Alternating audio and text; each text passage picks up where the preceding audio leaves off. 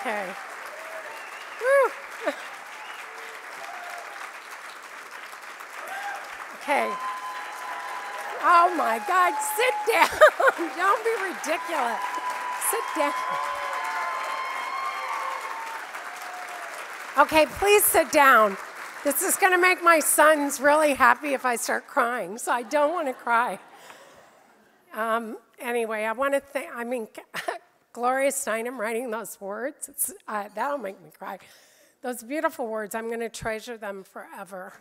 And Goldie channeling Gloria at the last minute, saying her words with just joy and love that I think of whenever I think of Gloria, of both of them, Gloria and Goldie. I also just want to thank Yasmin and Equality Now for honoring me tonight, and my family and all my friends for coming to support this incredible organization. In 1969, I was 14, growing up in a small town in Indiana. I remember a hot summer day. I was stuck in the house for some reason, and my dad, mom, and I were watching television. It was a daytime talk show, and on it was this really cool-looking woman talking about the women's liberation movement. That woman was Gloria Steinem. My father made some disparaging remark, as did most men back in that day. My mother was quietly inspired, and I declared myself a feminist. I quit wearing a bra. It was my first bra. I think I had it for 2 months. And I started speaking out for equal rights at my high school. The next year, I met my now husband, Kevin, who was equally radical by Indiana standards. In fact, we were both banned from his family roller skating rink, me for going braless and him for having long hair. A few years later, we moved in together, which my mother didn't like. It was way outside her cultural norm. So we agreed to get married on 2 conditions. One, they end the ceremony with husband and wife instead of man and wife, and that I wouldn't keep my maiden name. To be honest, I never even liked my last name, but I wanted to make a point, so I did. That feminist movement gave me the belief I could have a career, unlike my mom and many of her generation who couldn't.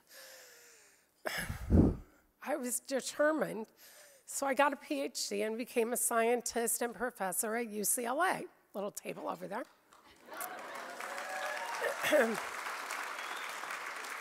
As I moved up the academic ladder, I also had 3 children and learned to juggle a career in motherhood. And our 3 adult children, Patrick, Tim, and Kelly, are the proof that the feminist movement was right. You can do both, and with great success. So.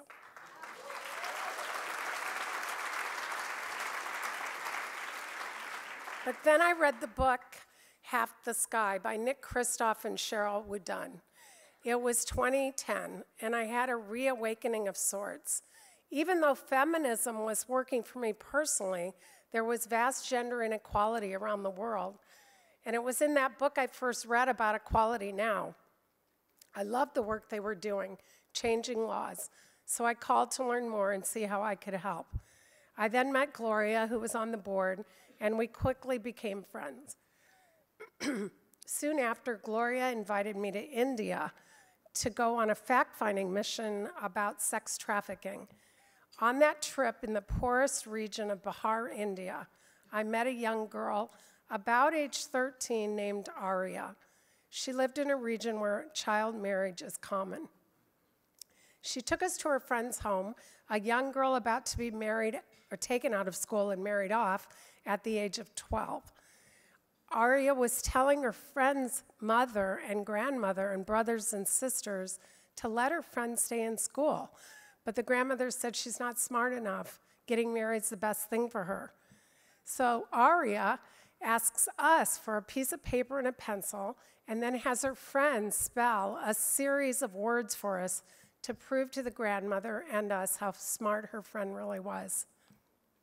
I knew the statistic, 15 million girls a year are subjected to child marriage. But meeting Aria and her friend made it real. So I came back and called my friend, my close friend, Paula Ravitz, to co-create an annual event to raise money for Equality Now. Neither of us want to ask you for money. Neither of us want to sell tables. We don't even want to go to the event. But whenever I don't want to make that ask, I remember that Aria and her friend don't want to be taken out of school to be married off at 12 or 13 years of age. So thanks to all of you and many others as of today, we've raised more than $4 million to help the organization.